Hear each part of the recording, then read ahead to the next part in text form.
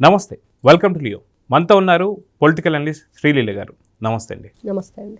ములకల చెరువు విషయం అనేది అందరికీ తెలిసిందే. వాస్తవానికి 2019 నుంచి 24 దాకా వైసీపీ హయాంలో ఉండగా కల్తీ మద్యం కేసు ఎటువంటిది అనేది ఇప్పుడు ఆ కేసులకు సంబంధించిన విచారణ జరుగుతుంది. ఇది అందరికీ తెలిసిందే. ఓన్లీ ముడుపులే 3,200 కోట్ల నుంచి 3,500 కోట్లు అంటే అసలు మద్యం కేసు మొత్తం తవ్వితే దాదాపు 1,00,000 కోట్ల పైచిలుక అని చెప్పేసి అంటున్నారు. దాదాపు 30,000 మందిని బలి తీసుకున్నారు. సో ఎలానో వైసీపీ పైన ఒక ముద్ర పడిపోయింది కాబట్టి ఈ బురదని కూటమి ప్రభుత్వం మీద చల్లడానికి ఒక కుట్రతో జోగి రమేష్ ఏదైతేనో ములకల చెరువులో ఈ తయారీ చేయించడం, అద్దెపల్లి జనార్దన్ రావుకు సంబంధించి వాళ్ళతో తయారీ చేయించడం కాకుండా ఎప్పుడైతే జోగి రమేష్ గారి పేరు వస్తుంది అని తెలుసుకున్న వెనువెంటనే సీసీ ఫుటేజ్ డిలీట్ చేశాడని చెప్పేసి కొత్తగా ఇప్పుడు వస్తున్న వార్తలు. సో దొంగ తనే కాబట్టి ఇప్పుడు ఈ యొక్క సీసీ ఫుటేజ్ డిలీట్ చేయడంతో పక్కాగా దొరికిపోయాడా, ఎలా చూడాలంటారు? ఈయనకి ఆదర్శం ఎవరంటే వల్లభనేని వంశీ. ఎందుకంటే వల్లభనేని వంశీ కూడా సత్యవర్ధన్ని తన ఇంటికి తీసుకువెళ్ళాడు. ఇంటికి తీసుకువెళ్తే సీసీటీవీ ఫుటేజెస్ దొరికాయి. వెంటనే అది వాళ్ళు విత్ ప్రూఫ్తో చూపించి, ఇదిగో మరి నువ్వు భుజం మీద చెయ్యేసి మరి నీ వెంట పెట్టుకొని వెళుతున్నావు కదా, మరి ఇతనే కదా సత్యవర్ధన్ అంటే, అబ్బిబ్బే ఇతనైనా నాకు తెలియదు ఆ విషయం అని ఇంట్లో ఒక రోజంతా రాత్రంతా ఉంచేశాడు. మరి వీళ్ళేంటంటే అక్కడ దాకా ఎందుకు, మరి ఈ రోజున వాంగ్మూలం ఇచ్చేశాడు అద్దేపల్లి జనార్దన్ రావు, మరి నేను వాళ్ళ ఇంటికి వెళ్ళానని. మరి అతను చూపెట్టి మళ్ళీ ఈ సీసీటీవీ ఫుటేజెస్ అని గోల ఎందుకులే, అసలు అవే లేకుండా చేస్తే పోతుంది, ఆల్రెడీ ఎక్స్పీరియన్స్ అయ్యి ఉన్న పర్సన్స్ ఉన్నారు కదా మన ఫ్యామిలీలోనే అని, అంటే వైఎస్ఆర్సీపీ పార్టీలో అనేది ఒక అడుగు ముందుకేసి అన్నదమ్ములు ఇద్దరు ఒకరిని మించి ఒకరు. రమేష్ ఏమో ఆ ఫుటేజ్ సంబంధించిన వీడియో రికార్డు తీసేస్తే, తమ్ముడేమో అసలు హార్డ్ డిస్క్ లేకుండా చేశాడు. అంటే ఒకరిని మించి ఒకరు. హార్డ్ డిస్క్ ఒకవేళ దాంట్లో ఫుటేజ్ డిలీట్ చేసినా రిట్రైవ్ చేయొచ్చు, హార్డ్ డిస్క్ లేకుండా చేస్తే ఇంకా అసలు ఇప్పుడు దీన్ని కూడా రాదంటే రికవరీ. ఏదైతే డిజిటల్ రికార్డర్ వీడియో ఉందో ఇది కూడా రికవరీ అవ్వదని చెప్పే వీళ్ళు ఏం చెయ్యాలో అర్థం కాకంటే, ఇక్కడ ఒకటేనండి, ఆ వీధిలో ఏదైనా సీసీ కెమెరాలు ఉన్నాయా, ఇంటి చుట్టుపక్కల సీసీ కెమెరాలు ఉన్నాయి, అవి కూడా పరిగణలో తీసుకోవాల్సి వచ్చిన పరిస్థితి. ఇప్పుడు మనం ఒక ఏరియాలో బండో ఏదైనా మిస్ అయింది అనుకోండి, అక్కడ ఏ షాపులకు సీసీ కెమెరాలు ఉన్నాయి అన్ని చెక్ చేస్తారు. మరి ఇప్పుడు వాళ్ళింటి సీసీ కెమెరాలు కాకుండా పక్కన ఉన్న వాళ్ళవి కూడా చెక్ చేయాల్సిన అవసరం వచ్చింది. ఖచ్చితంగా మరి చేశారో లేదో తెలియదు, కానీ చేస్తే బాగుండిద్ది. అంటే అనంతబాబు ఎమ్మెల్సీ సంబంధించి కూడా అక్కడున్న సీసీ కెమెరా ఫుటేజ్ డిలీట్ చేయించేసిన పక్కన ఎక్కడో డంప్ యార్డ్ పక్కన సీసీ ఫుటేజ్ దొరికిపోయాడు. అట్లా అయినా సాంకేతికంగా ఇంత డెవలప్ అయిన తర్వాత వీళ్ళు చేసే కుట్రలకి చాలా చక్కగా దొరికిపోతుందని చెప్పుకోవాలి. వాస్తవానికి సీసీ ఫుటేజ్ అని తీసి పక్కన పెడితే గూగుల్ టేక్అవుట్తోని ఆ సమయానికి తను ఎక్కడున్నాడు, ఆ నంబర్లు ఎక్కడెక్కడ ఏమేమి ఉన్నాయని కూడా చాలా స్పష్టంగా బయట పెట్టేస్తుంది. సో ఇప్పుడు అది కూడా ఆధారాలు బయటకు వస్తాయి. ఒకవేళ వాళ్ళు ఫోన్ తీసుకొని వెళ్ళలేదు అనుకోండి, ముందస్తు జాగ్రత్తగా, దొంగలు కదా, దొంగ ఆలోచనలు చాలా చేస్తారు. అంటే పోలీసులను మించి ఇప్పుడు పోలీసులకు కూడా కొత్త విషయాలు ఎక్కడి నుంచి తెలుస్తాయి అంటే దొంగల దగ్గర నుంచే. కాబట్టి వాడు ఫోన్ తీసుకెళ్లేదు, ఫోను ముందస్తు జాగ్రత్తగా ఎక్కడో పెట్టేసి వచ్చాడు, అప్పుడు సీసీ కెమెరాలే ఆధారం. ఈ రోజున పల్లెటూరులో కూడా ప్రతి ఒక్క వీధిలో సీసీ కెమెరాలు వచ్చినాయి. అవన్నీ కూడా ఆ సంబంధిత పోలీస్ స్టేషన్లో మరి ఆ మానిటర్లో వాళ్ళంతా గమనిస్తూ ఉంటారు, రికార్డ్ అవుతూ ఉంటాయి. మరి ఇంత సాంకేతిక పెరిగిన తర్వాత కూడా పరిజ్ఞానం, మరి ఇట్లాంటివన్నీ జరిగినప్పుడు, ఈ డిలీట్ చేయటం లాంటివి జరిగినప్పుడు, మరి ఇంకా 2 వారాల్లో ఫైనల్ ఛార్జ్ షీటు, అంటే మన నకిలీ మద్యం తయారు చేసింది వాస్తవం, అద్దెపల్లి జనార్దన్ రావుకి డబ్బాస్ చూపించింది వాస్తవం, ఆ కుట్రని కూటమి ప్రభుత్వం మీద నెట్టాలని చూసింది వాస్తవం, తర్వాత కులం కార్డు ఉపయోగించుకొని కుట్ర చేయాలనేది వాస్తవం. ఇవన్నీ జరిగిన తర్వాత తప్పు మీద తప్పు చేసుకుంటూ వెళుతూ ఈ రోజున ఒక కేసులో నువ్వు ముద్దాయిగా నిందితులుగా ఉండి దాంట్లో ఆధారాలని మరి మీరు మాయం చేస్తే ఈ రోజున మిమ్మల్ని ఏం చేయాలి? రేపు ఈ విషయాలు కూడా దాంట్లో పొందుపరిచి మరి దీని మీద కూడా కొత్త కేసు నమోదు చేసి మరి వీళ్ళు చేసిన తప్పులకి తప్పు మీద తప్పు చేసుకుంటూ వస్తే ఇంకా బెయిల్ అనేది లేకుండా చేయాలి, నాన్ బెయిలబుల్ మీద.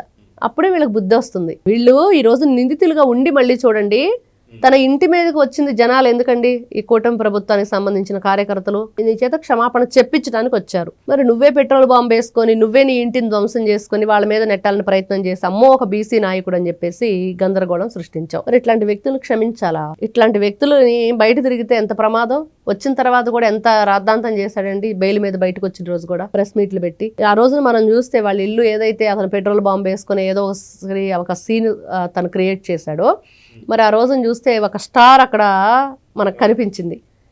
అంత ముందే అతను ఎప్పుడైతే దుర్గమ్మ గుడికి వెళ్ళి నేను ప్రమాణం చేస్తాను అని చెప్పి ఇట్లాంటి చిలక పలుకులు, దొంగ పలుకులు పలికాడో, అప్పుడే ఆ చుట్టుపక్కల ఉన్న వాళ్ళంతా చెప్పిన విషయం ఏంటంటే, వీళ్ళు హిందువులు కాదు కదా గుడికి వెళ్ళి ప్రమాణం చేయటానికి, మరి ఇతను క్రిస్టియన్, బైబిల్ని అనుసరిస్తారు, మరి వీళ్ళదేంటి అని మొన్నది క్లియర్గా అర్థమైంది మనకి. మరి నువ్వు నిజంగా ఒక హిందువా, నిజంగా ఒక క్రిస్టియన్వా, నువ్వు దేనికి సంబంధించిన వ్యక్తివి, నువ్వు బైబిల్ని అనుసరించేవాడివి అంటే అమ్మవారిని నువ్వు అపరాధం చేయటమే కాకుండా, అపవిత్రం చేయటమే కాకుండా, హిందువుల వాళ్ళ యొక్క ఏదైతే మనం ఎంత నమ్మకంతో ఏదైనా ఆ దీపం వెలిగించి ప్రమాణం చేయటం అనేది ఒక నమ్మకం. అది తప్పు చేసి నువ్వు చేసావంటే నీకు అది రివర్స్ అయ్యిద్ది అనేది కూడా ఉంది. అమ్మవారిని హేళన చేసినట్టే ఖచ్చితంగా. అంటే వీళ్ళు జగన్మోహన్ రెడ్డితో పాటు వీళ్ళందరూ కూడా వీళ్ళ ఆలోచన విధానం చూడండి, తప్పుల నుంచి తప్పించుకునే ప్రయత్నంలో ఎన్ని రకాలకైనా తెగబడుతున్నారు, ఎన్ని రకాలకైనా వీళ్ళు ఇంకా ఒక తప్పే కదా, ఏ శిక్ష అయినా అన్నిటికీ ఒకటే శిక్ష, ఒకరిని చంపినా 10 మందిని చంపినా అని చెప్పేసి ఆలోచనలో వాళ్ళు ఉన్నారు. కాబట్టి ఇట్లాంటి వ్యక్తులు అసలు బెయిల్ ఇచ్చి బయటికి ఇవ్వటం తప్పండి. ఈ రోజు చూడండి ఆధారాలు లేకుండా చేశారు. ఇప్పుడు అక్కడ ఏదైతే ఫోరెన్సిక్ రిపోర్ట్లో మరి వాళ్ళు ఏం ఆధారాలు ఇస్తారు, ఈ రోజున ఏమీ లేదు.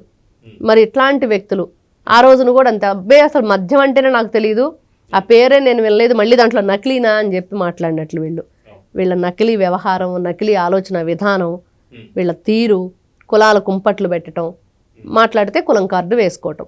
అంటే అదిగాక మనం చూసుకుంటే గతం నుంచి కూడా ఏదైతే జగన్మోహన్ రెడ్డి గారి కళ్ళల్లో ఆనందం చూస్తానికి జోగి రమేష్ గారు ఎంతటి ప్రయత్నానికన్నా సిద్ధపడతారు. గతంలో ఏదైతే నారా చంద్రబాబు నాయుడు గారి ఇంటిపైకి దాడికి వెళ్ళిందే కాక అక్కడికి వెళ్ళి నేను నిరసన తెలియజేస్తానికి వెళ్ళానని చెప్పేసి అబద్ధాలు ఆడడం, ఆ దాడి తర్వాతే తనకి మంత్రి పదవి దక్కడం. సో ఇప్పుడు మళ్ళీ నెక్స్ట్ 2029 లేదా 39 లేదా 49 ఎప్పుడు గెలిచినా సరే నేనంటూ ఒకడు ఉన్నానని చెప్పి జగన్మోహన్ రెడ్డి కళ్ళల్లో పడాలి అంటే ఇలాంటి ఏదైతే మద్యానికి సంబంధించి వాళ్ళపైన పడినటువంటి మరక ఏదైతే ఉందో అదే మరక మళ్ళీ కూటమి మీద చల్లాలనే ప్రయత్నం చేస్తే జగన్మోహన్ రెడ్డి గారిగా జీవితాంతం గుర్తుంచుకుంటారనేటువంటి కానీ ఇప్పుడు సాంకేతికంగా ఇంత డెవలప్ అయిన తర్వాత ఇప్పుడు అడ్డంగా దొరికిపోవడం. సో ఇప్పుడు నిజంగా జగన్మోహన్ రెడ్డి పదవులు ఇస్తారనే ఆశతో ఇలాంటివన్నీ చేశాడండి, లేదా జగనే చేయించాడా అంటే? జగనే చేయిస్తాడు. జగన్కి అసలు మీకు ఒక్కటే, జగన్మోహన్ రెడ్డికి తెలియకుండా వాళ్ళ పార్టీలో ఏది జరగదు. మరి చాలా సందర్భాల్లో అసలు భారతిరెడ్డి మాట కూడా అక్కడ ఉండాల్సిందే ఖచ్చితంగా, వాళ్ళిద్దరూ ఓకే చేస్తేనే అనేది కూడా మనం ఎన్నో సందర్భాల్లో విన్నాం.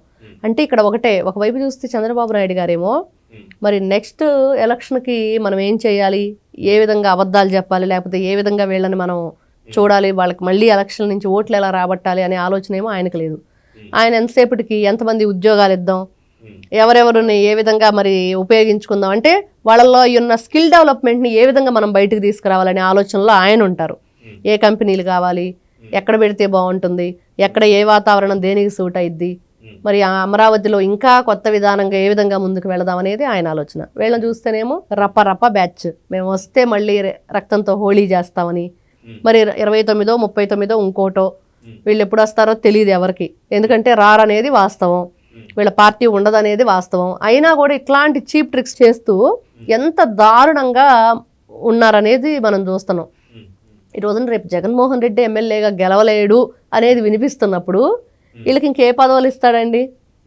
ఇంకా ఆ పులివెందుల్లో వార్డు సచివాలయాలకి వాటికి ఏమైనా పోటీ చేస్తారంటారా? అది కూడా కష్టమే. కాబట్టి వీళ్ళ ఆలోచన విధానం ఎంత దారుణంగా ఉందంటే, ఆలి లేదు సూలి లేదు, కొడుకు పేరు సోమలింగం అన్నట్లుగా ఈ రోజున మీకు ఆ పార్టీనే ఉండదు అనుకుంటున్నారు. అసలు జగన్మోహన్ రెడ్డే రేపు కనీసం అక్కడ పోటీ చేస్తేనే గొప్ప అన్న ఆలోచనలో ఉన్నప్పుడు ఈ రోజున ఇన్ని తిప్పలు ఎందుకు మీకు? కేవలం జగన్మోహన్ రెడ్డి కళ్ళల్లో పట్టమే. మొన్న చూస్తే అంబటి రాంబాబు, ఇవాళ చూస్తే జోగి రమేష్, వీళ్ళు తప్పుల మీద తప్పులు చేసుకుంటూ వెళ్తున్నారు.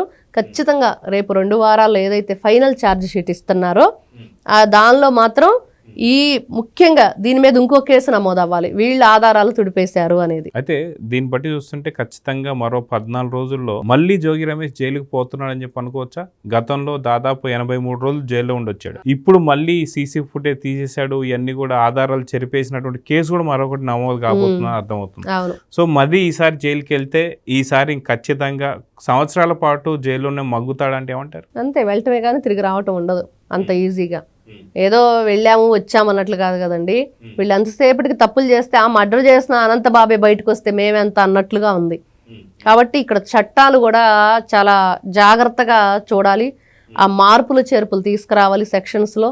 ఖచ్చితంగా వీళ్ళు ఏదైతే తప్పు చేస్తున్నారో ఆ తప్పులు కప్పిపుచ్చుకునే ప్రయత్నం చేస్తున్నారు, తప్పించుకునే ప్రయత్నం చేస్తున్నారు. కాబట్టి ఆ ప్రయత్నం చేయకుండా ఉండాలంటే అక్కడ కఠినమైన శిక్షలు వీళ్ళకి పడాలి అనేది ఈ రోజున అందరూ కోరుకుంటున్నారు. కాబట్టి వీళ్ళు తప్పు చేస్తూ బయటకు వచ్చి ఈ రెచ్చగొట్టే ధోరణి, గొడవలు సృష్టించే ధోరణి, రాష్ట్రంలో అల్లర్లు ఏ విధంగా వీళ్ళు చేస్తున్నారు అనే దాని మీద కూడా మరి ఇంకొక కొత్త కేసు నమోదు చేయాలి. ఖచ్చితంగా ఇవన్నీ కూడా వీళ్ళు డిసిప్లిన్ అనేది ఇప్పుడు ఒక కేసులో ఉంటే ఆ వ్యక్తి ఇదిగో కొన్ని క్రమశిక్షణ ఇలా ఉండాలి అనేది ఉండిద్ది. మీరు ఇట్లాంటి కార్యక్రమాలకు వెళ్ళకూడదు, ఈ విధంగా ఉండాలి, మీరు పోలీస్ స్టేషన్కి వచ్చి సంతకాలు పెట్టాలి, పంపిస్తారు. ఇప్పుడు దానికి షూరిటీ పెడతారు, ఇన్ని లక్షల రూపాయలు పూచీకత్తు అని చెప్పేసి 2 మనుషులు సంతకాలు చేసో ఏదో పంపిస్తారు కదండి.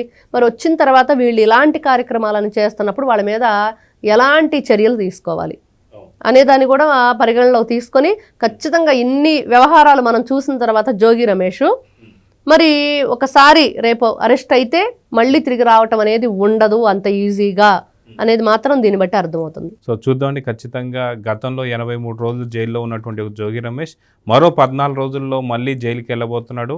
ఎటువంటి తీరు మార్చుకోకుండా ఉన్న ఆధారాలను కూడా చెరపాలని చెప్పి చూసిన ప్రయత్నంలో మరో కేసు అయితే నమోదు కాబోతుందా అంటే అవుననే సమాధానం వినిపిస్తుంది. సో చూద్దాం జరగబోతుంది. నమస్తే.